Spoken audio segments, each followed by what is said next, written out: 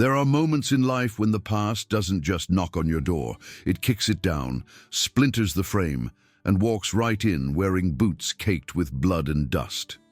This is a story about one of those moments, about a man who thought he could outrun his demons, and about the day a single whisper turned fear into a weapon sharper than any blade. The morning broke over Ashwood Ridge like a promise nobody asked for. The town had seen better days, decades of them in fact.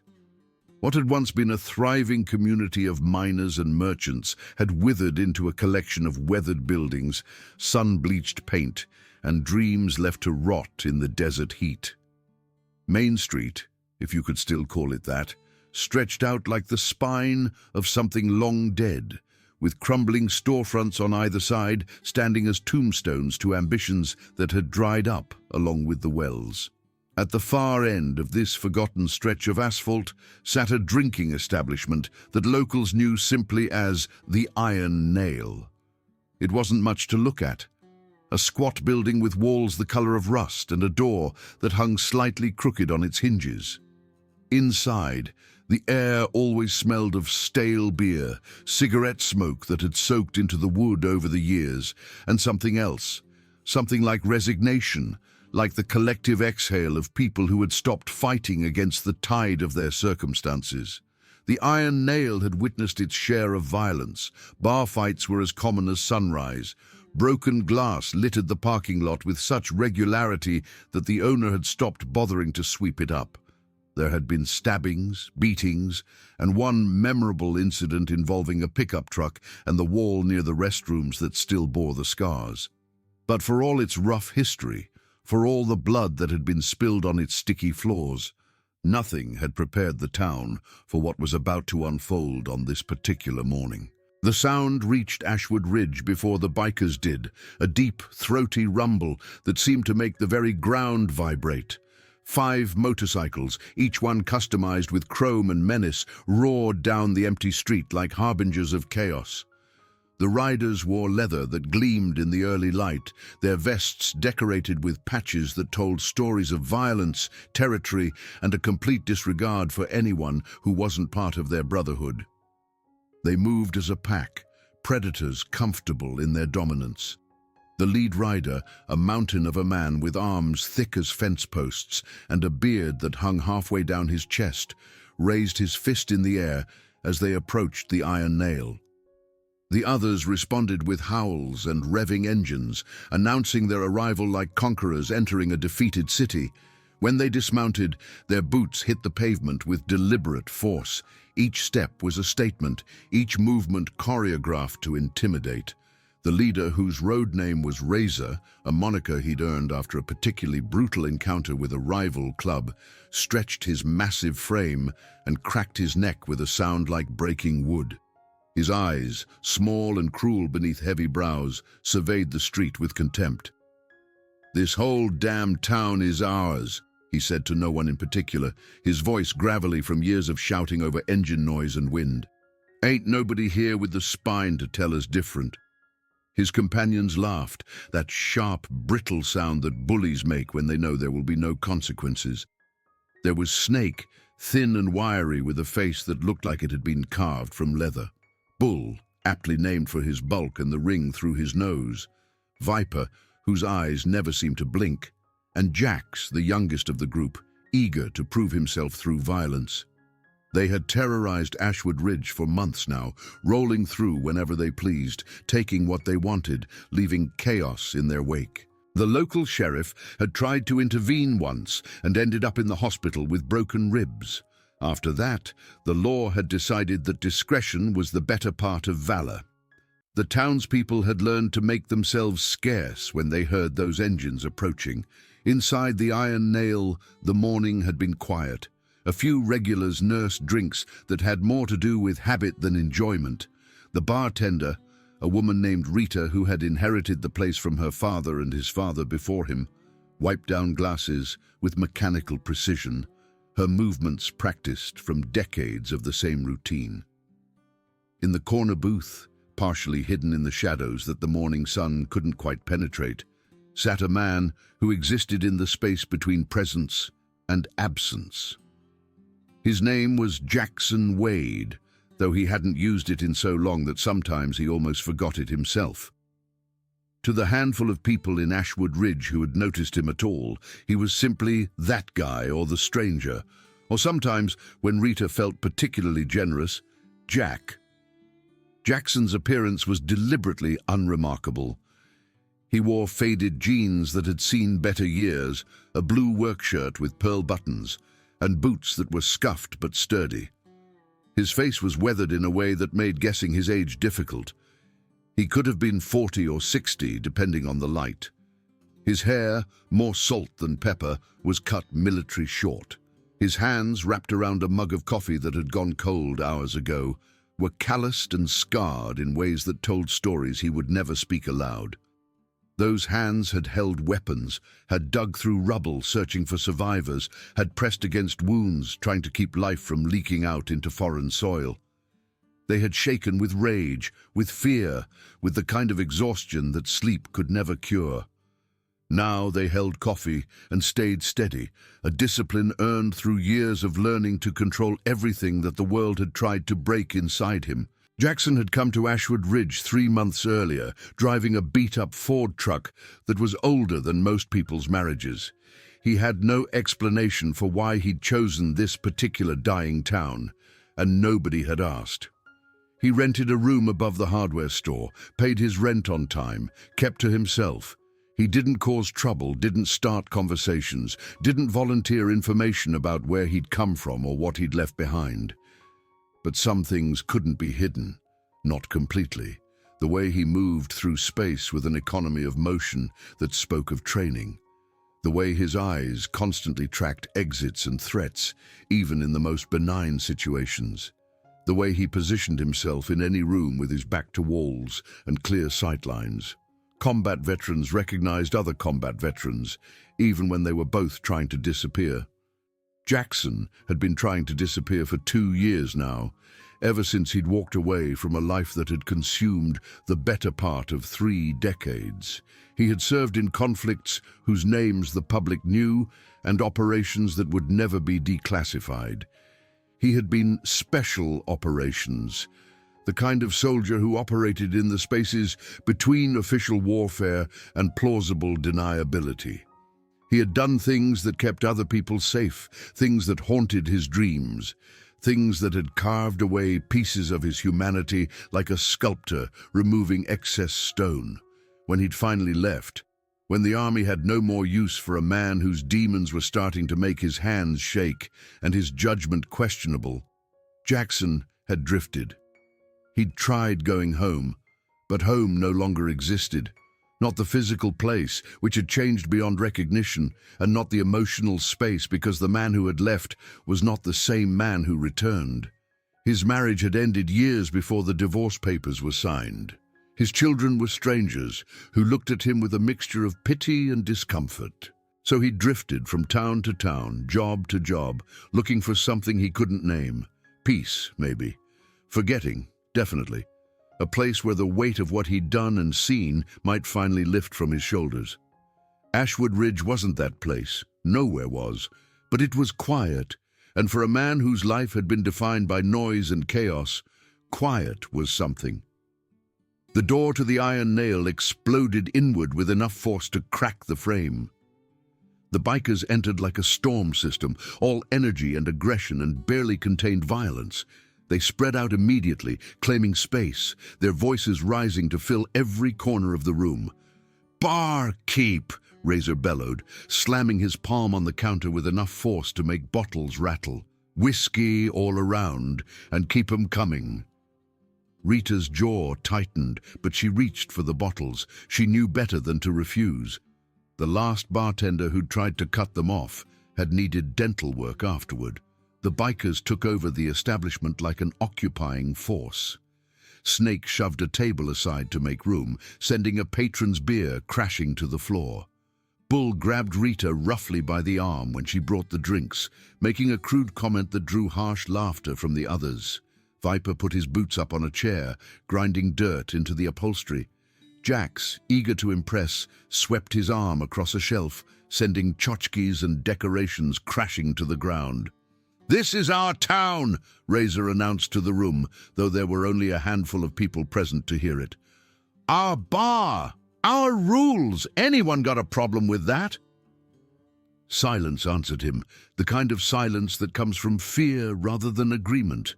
The regulars stared into their drinks, making themselves small, hoping to avoid attention.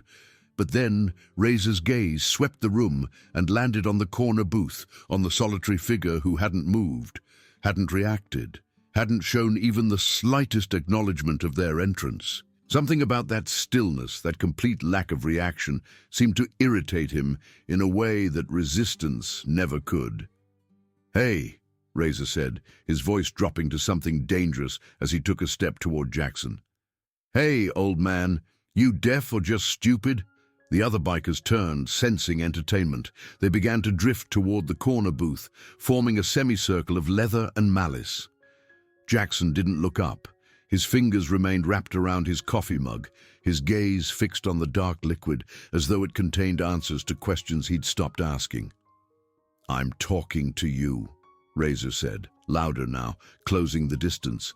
He reached out and slapped Jackson's table hard enough to make the coffee slosh. "When we come in here, you show respect. You stand up, you acknowledge, you make yourself scarce. You understand me?" Still, Jackson didn't respond. His breathing remained even, his posture unchanged. To an outside observer, it might have looked like fear, like a man frozen in terror, but those who knew, really knew, would have recognized something else entirely. The calm before violence, the stillness of a predator deciding whether prey was worth the energy. "I think he might be simple," Snake said with a nasty grin, moving to Jackson's left. "Maybe we need to explain things real clear-like." Bull cracked his knuckles, moving to the right. "I can get real clear." Viper leaned against the booth, his unblinking eyes studying Jackson like a curiosity. Never seen someone so eager to get hurt. Jax, trying to prove himself, reached out and flicked Jackson's ear, a childish gesture that spoke to the young man's inexperience with real violence. "Wake up, Grandpa. Time to go." The bikers laughed, that ugly sound of men who had never encountered meaningful resistance. They had broken people before, physically, psychologically, and they expected this to be no different. Another nobody in a town full of nobodies, someone to be humiliated for sport and forgotten by sunset.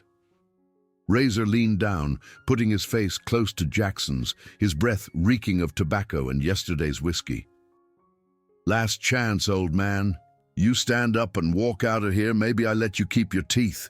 You make me work for it, and I'm gonna enjoy..." That's when Jackson finally moved. Not suddenly, not with the explosive violence they might have expected. Slowly, deliberately, he raised his eyes from his coffee to meet Razor's gaze.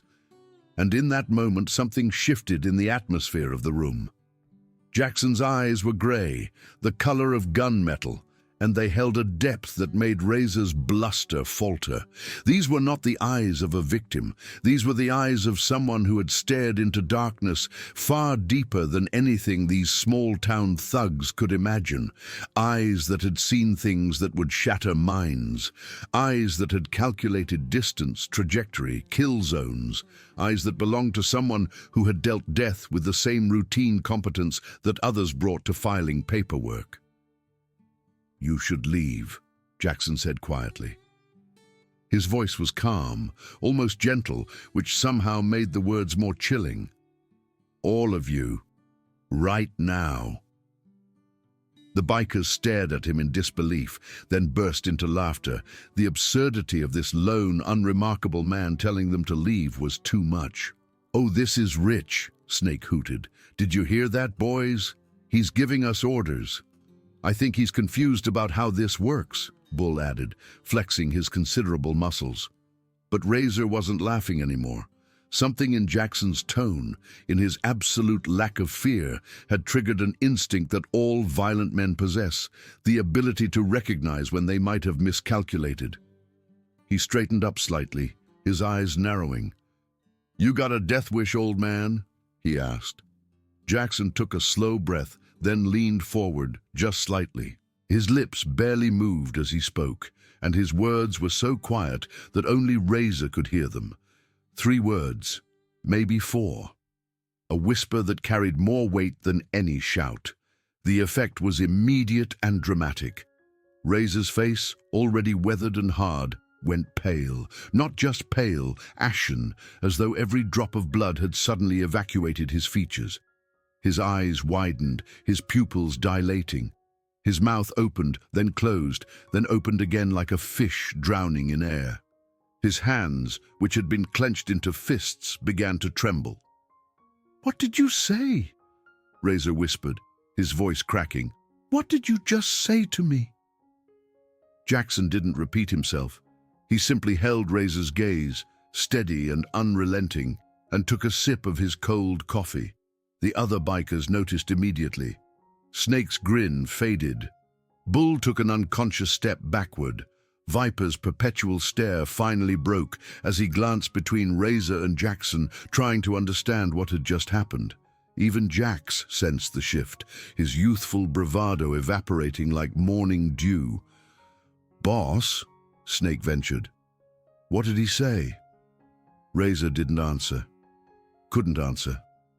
Whatever words Jackson had whispered had reached into the deepest part of Razor's past and pulled out something he'd tried very hard to bury. A name, perhaps. A place. An event. A secret that only someone who had been there could know. Something that transformed this quiet stranger from an easy target into something far more dangerous. "Who are you?" Razor demanded, his voice barely above a whisper. The arrogance had drained from it, replaced by something that might have been fear, or might have been recognition, or might have been both. Jackson set down his coffee mug with careful precision.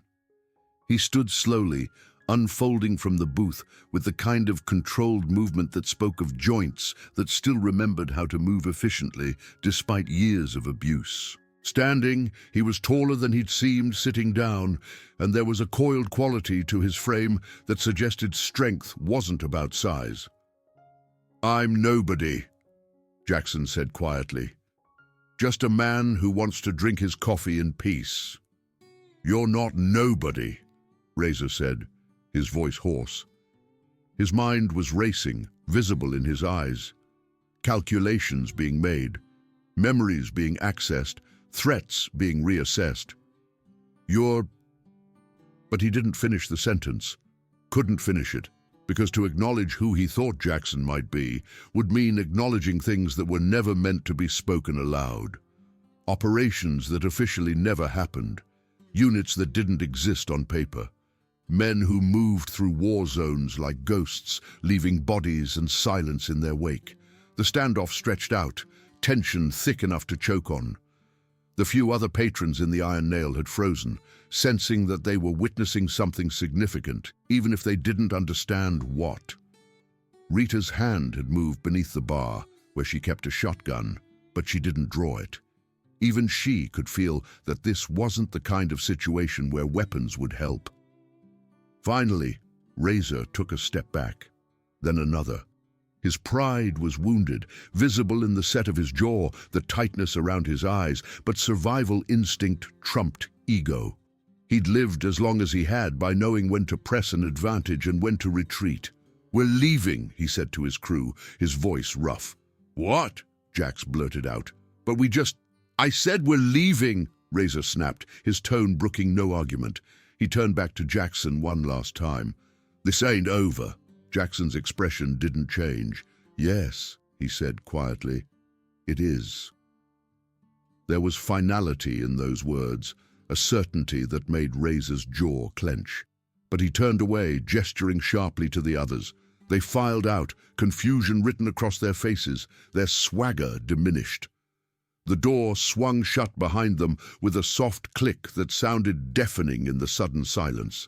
Moments later, engines roared to life, and the 5 motorcycles pulled away from the Iron Nail, their departure lacking the theatrical aggression of their arrival. Inside, nobody moved for a long moment. Then slowly, the room began to breathe again.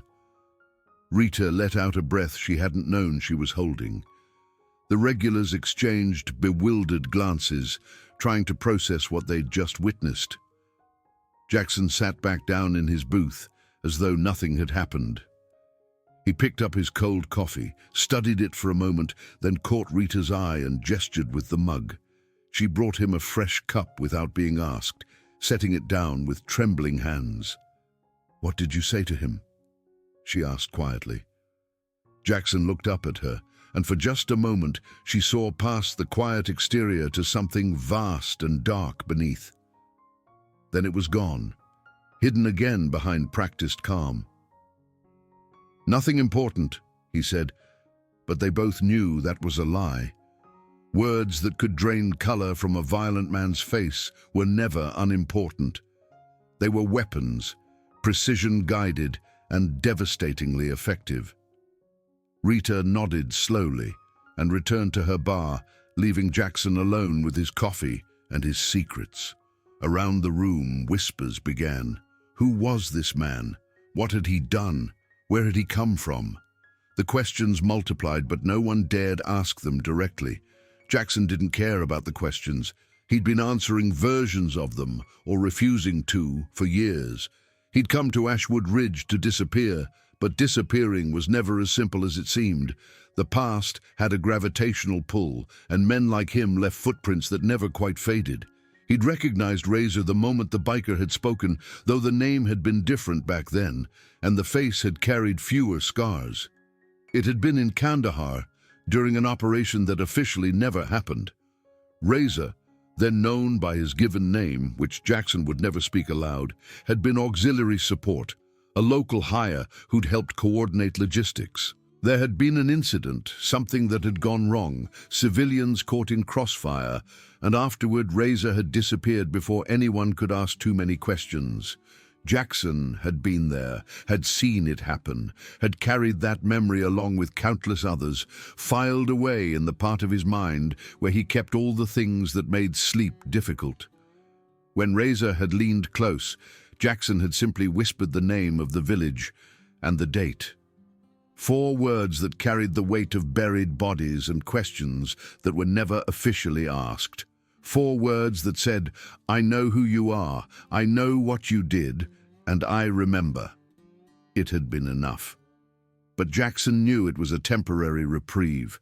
Men like Razor didn't forget humiliation. Pride would fester, and eventually pride would demand satisfaction. The confrontation had been postponed, not prevented. Violence was coming, as surely as tomorrow's sunrise. Jackson sipped his fresh coffee and stared out the window at the empty street beyond. He'd thought he could leave it all behind.